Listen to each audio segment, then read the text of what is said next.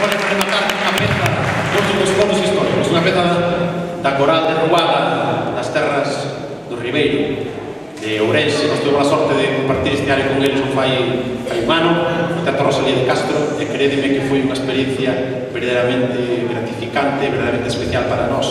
Agora imos a facer, pois, xa para rematar a situación deste ano, a Foliada de Castrelo.